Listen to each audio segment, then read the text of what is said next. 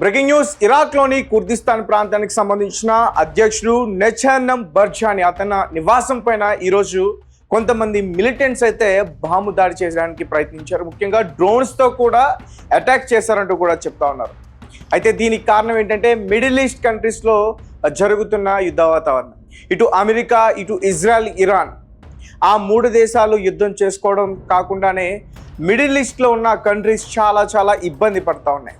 ఇరాక్లో ఇది మూడవ దాడి అని చెప్పొచ్చు ఆ ప్రాంతానికి సంబంధించి.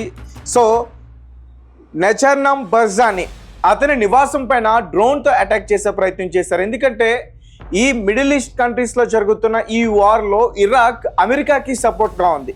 సో ఇరాక్లోకి కొంతమంది ఎవరైతే ఉన్నారో షియా మిలిటెంట్స్, షియా ముస్లిమ్స్ అని చెప్పుకోవచ్చు. సో వాళ్ళు ఏంటంటే సపోర్ట్ టు ఇరాన్కి సపోర్ట్ చేస్తారు. వారు ఇంతకుముందు ఇరాక్లోనే అమెరికాకు సంబంధించిన ఎంబసీ కార్యాలయం పైన అటాక్ చేశారు. అమెరికాకు సంబంధించిన ఎయిర్ బేస్ పైన కూడా వాళ్ళు అటాక్ చేసే ప్రయత్నం చేశారు. ముఖ్యంగా డ్రోన్స్తో వారు అటాక్ చేశారు. అంటే వీరికి డ్రోన్స్ అలాగే ఈ ఆయుధాలు ఎక్కడి నుంచి వస్తున్నాయి అనుకుంటే ఇరాన్కి సంబంధించిన ఐఆర్జేసీ, ఇస్లామిక్ రెవల్యూషన్ గార్డ్ కార్ప్స్, వీళ్ళకి అన్ని రకాలుగా ఆయుధాలు ఇస్తూ ఉన్నారు. దీంతో ఇరాక్లో ఎవరైతే ఇరాన్కి వ్యతిరేకంగా ఉన్నారో కాకుండానే అమెరికాకి సపోర్ట్ చేస్తున్నారో వారిపైన వీరు అటాక్ చేసే ప్రయత్నం చేస్తూ ఉన్నారు. ఇప్పటికే చాలామంది చనిపోయారు ఇరాక్లో. ముఖ్యంగా ఇరాన్ చేసిన దాడుల వల్ల కూడా కొంతమంది ప్రాణాలు కూడా విడిచారు. అలాగే ఇరాక్కి సంబంధించి కొన్ని ఆయిల్ ఫెసిలిటీస్ పైన కూడా అటాక్ చేసే ప్రయత్నం చేసింది. సో దీన్ని ఖండించే ప్రయత్నం చేశారు ఈ కుర్దిస్తాన్ ప్రాంతానికి సంబంధించిన ప్రైమ్ మినిస్టర్ ఎవరైతే ఉన్నారో మర్సూన్ బర్జానీ. ఇలా తెలియకుండా అటాక్ చేయడం కరెక్ట్ కాదు. అమెరికా, ఇటు ఇరాన్ ఈ రెండు దేశాల దాడిలోకి దయచేసి మమ్మల్ని లాగొద్దు. అలా ఒకవేళ లాగే ప్రయత్నం చేస్తే మేము ఊరుకోము, మేము కూడా అటాక్ చేస్తామంటూ కూడా హెచ్చరించే ప్రయత్నం చేశారు. కానీ ఒక పక్క అమెరికా వల్ల ఈ దాడి జరిగిందంటే ఇరాక్ ఏం చేయాలని పరిస్థితి. ఒకవేళ ఇరాన్ చేసిందంటే ఖచ్చితంగా ఇరాక్ కూడా వారిపైన దాడి చేసే ప్రయత్నం చేస్తారు. అయితే కొన్ని రోజుల నుంచి కూడా ఇరాన్ని సపోర్ట్ చేస్తూ ఈ గల్ఫ్ కంట్రీస్లో కొన్ని గ్రూప్స్ తిరుగుతూ ఉన్నాయి. ముఖ్యంగా ఆల్ హెజాజ్, ఇది హెజ్బుల్లా గ్రూప్ అని చెప్పొచ్చు. అలాగే యెమెన్లో హౌతీస్, వీరిలో ఇంకా చాలా డివైడ్ అయిపోయి ఉన్నాయి. ఇవన్నీ కూడా ఇరాన్కి సపోర్ట్ చేస్తూ ఉంటే ఇలా రీసెంట్గా జరిగిన అటాక్లో ఇరాక్లో షియా మిలిటెంట్స్ ఎవరైతే ఉన్నారో వారు రీసెంట్గా ఈ కుర్దిస్తాన్ ప్రాంతానికి సంబంధించిన నెచర్నం బర్జానీ అతనిపైన అటాక్ చేసే ప్రయత్నం చేశారు. అలాగే కతాయిబ్ హెజ్బుల్లా, సో వీళ్ళు చాలా యాక్టివ్గా ఉన్నారు ఇరాక్లో చాలా ప్లేసెస్లో కూడా దాడులు చేస్తూ ఉన్నారు. అలాగే పాలిస్తాన్ ఇస్లామిక్ జిహాద్, గాజాకి సంబంధించిన ఈ గ్రూప్ కూడా ఇరాన్కి సపోర్ట్ చేస్తూ ఇటు ఇజ్రాయెల్ అటు అమెరికా స్థావరాలపైన కూడా దాడి చేసే ప్రయత్నం చేస్తూ ఉన్నారు. సో చూద్దాం, ఈ అమెరికా ఏదైతే చేస్తున్న యుద్ధం నిజంగా గల్ఫ్ కంట్రీస్కి చాలా ఇబ్బంది అయితే ఉంది. ఆర్థికంగా వెనకబడే అవకాశం ఉంటుంది. ఇప్పటికే వాళ్ళు ఎంతో డెవలప్ చేసుకున్న ఇన్ఫ్రాస్ట్రక్చర్ అంతా కూడా మొత్తం కూడా ధ్వంసం అయిపోయింది. సో అంటే యుద్ధం ఆగుతుంది అనుకున్నారు, బట్ యుద్ధం రెండింతలు ఇంకా పెరిగే పరిస్థితి అయితే ఈరోజు కనిపిస్తుంది. రీసెంట్గా ఇరాన్కి సంబంధించిన కార్గ్ ఐలాండ్ని కూడా అమెరికా స్వాధీనం చేసుకునే ప్రయత్నం చేసింది. దాని తర్వాత ఇరాన్లో డైరెక్ట్గా మేము కాలు మోపుతాం, ఇరాన్ని కూడా స్వాధీనపరుచుకుంటాం అంటూ కూడా చెప్తుంది.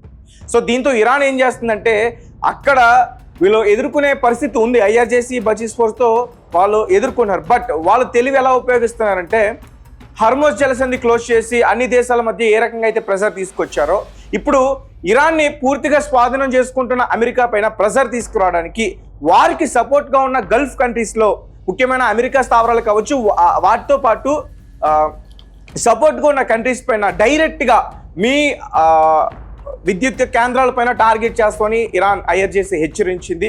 ఇప్పుడు అదే రకంగా వీళ్ళకి సపోర్ట్ చేస్తున్న గ్రూప్స్ని కూడా యాక్టివేట్ చేసి వాళ్ళకి అన్ని రకాలుగా ఆయుధాలు ఇచ్చి అటాక్లు చేపిస్తూ ఉంది. ఈ అటాక్ కూడా ఖచ్చితంగా అలాగే జరిగి ఉంటుంది అంటూ కూడా చెప్తా ఉన్నారు.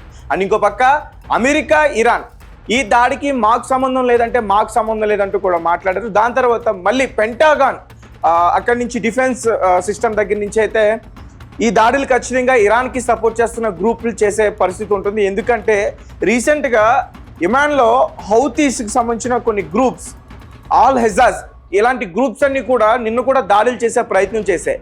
ఇజ్రాయెల్ వాళ్ళని ఎదుర్కొంటున్నాయి. బట్ వారు మాత్రం ఒక అంటే అనఫిషియల్ గ్రూప్స్ అవన్నీ కూడా ఒక ఆర్మీ లాంటిది అయితే కాదు. వారు ఒక ప్రాంతానికి లేదంటే వాళ్ళ మతానికి సపోర్ట్ చేసుకునే యుద్ధాలు చేస్తూ ఉంటారు ఎక్కువగా. సో వీళ్ళు అయితే కొన్ని డ్రోన్స్ కావచ్చు, అంటే ఒక ఆర్మీ సైన్యం దగ్గర ఎటువంటి డ్రోన్స్ అయితే ఉంటాయో, ఎటువంటి మిసైల్స్ ఉంటాయో, ఎటువంటి గన్స్ వెపన్స్ ఉంటాయో అవన్నీ కూడా వీళ్ళ దగ్గర ఉన్నాయి. సో ఇజ్రాయెల్కి ఫస్ట్ అర్థం కావాలి ఇంత ఆయుధ సంపద ఎక్కడి నుంచి వస్తుందని చెప్పిస్తారు. సో రీసెంట్గా ఇజ్రాయెల్ కూడా ఈ విషయాన్ని తెరపైకి తీసుకొచ్చే ప్రయత్నం చేసింది. ఐఆర్జేసీ వీరికి అన్ని రకాలుగా సపోర్ట్ చేస్తూ అన్ని రకాల ఆయుధాలు ఇస్తుంది. సో డ్రోన్స్తో వీళ్ళు ఎక్కువగా అటాక్ చేస్తున్నారు. అంటే వన్ వే, అంటే మళ్ళీ తిరిగి రావు డ్రోన్స్, అటాక్ చేసే టార్గెట్లోనే అవి కూడా నాశనం అయిపోతాయి. సో అట్లాంటి డ్రోన్స్ని ఐఆర్జేసీ ఈ గ్రూప్స్కి ఇస్తుంది. ఆ డ్రోన్స్ తోటే వీడు అటాక్ చేస్తూ ఉన్నారు. సో రీసెంట్గా ఇరాక్లో జరిగిన ఈ కుర్దిస్తాన్ ప్రాంతంలో నెచర్నం బర్జానీ అధ్యక్షుడు ఎవరైతే ఉన్నారో ఆయన నివాసం పైన దాడి కూడా ఇలాంటి డ్రోన్స్తోనే చేశారు. సో దీన్ని తీవ్రంగా ఖండిస్తున్నారు ఆ ప్రాంత ప్రజలు కావచ్చు, ఆ ప్రాంతానికి సంబంధించిన ప్రైమ్ మినిస్టర్ మస్రూన్ బర్జానీ ఎవరైతే ఉన్నారో ఆయన కూడా తీవ్రంగా ఖండించే ప్రయత్నం చేస్తారు. ఒకవేళ ఇది ఇరాన్ని సపోర్ట్ చేసే గ్రూపులు కనుక చేస్తే ఖచ్చితంగా వారిపైన కఠినంగా చర్యలు తీసుకునే ప్రయత్నం చేస్తూ ఉంటూ చెప్తా ఉన్నారు. బట్ ఖచ్చితంగా వీళ్ళు ఏం చేయలేని సిచ్యువేషన్ అయితే అక్కడ ఉంది. కానీ ఇరాన్ అయితే మాత్రం ఈ గ్రూప్స్తో ఇప్పుడు అమెరికా ఏదైతే ఇరాన్ని మొత్తం కూడా స్వాధీనపరచుకోవాలని చెప్పేసి ప్రయత్నిస్తుందో, సో అందుకోసం ఇరాన్ ఈ గ్రూప్స్ని యాక్టివేట్ చేసి మళ్ళీ అన్ని దేశాల మధ్య ఒక ప్రెజర్ని తీసుకొచ్చే ప్రయత్నం అయితే చేస్తుందనేది అయితే మాత్రం క్లియర్గా అర్థమవుతుంది. అలాగే నిన్న హర్మోజ్ జలసంధి ఏదైతే క్లోజ్ చేసేసారో మళ్ళీ ఇటుపక్క అంటే రెడ్ సీ వైపుగా కూడా అక్కడ కూడా ఇట్లాంటిదే స్ట్రైట్ ఆఫ్ ఒక హర్మోజ్ లాంటిదే ఉంది అక్కడ కూడా యమాన్కి దేశం దగ్గరగా.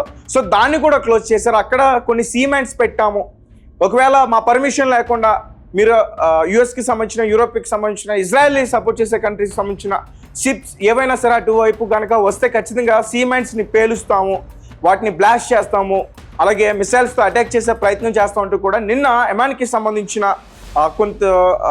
కొన్ని హౌతీ గ్రూప్స్ కూడా నిన్న హెచ్చరించే ప్రయత్నం చేశాయి. సో ఏదైనప్పటికీ యుద్ధ వాతావరణం అయితే చాలా దారుణంగా తయారైంది.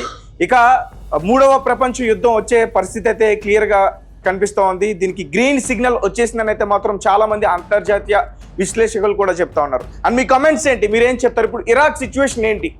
ఇరాక్ ఏం చేయలేని సిచ్యువేషన్, అటాక్స్ జరుగుతూ ఉంటే చూసే సిచ్యువేషన్ మాత్రమే, దాడులు చేయలేదు, దాడుల్ని ఎదుర్కోగలదు కానీ డిఫెన్స్ సిస్టమ్తో వాటిని అడ్డుకోగలదు కానీ తిరిగి దాడి చేసే ప్రయత్నం అయితే ఇరాక్ లేదు. ఒకవేళ అదే జరిగితే మాత్రం ఇరాన్ కూడా ఖచ్చితంగా చాలా తీవ్రమైన ఆర్థిక ఇబ్బందులను ఎదుర్కొనే పరిస్థితి అక్కడ క్రియేట్ అవుతుంది.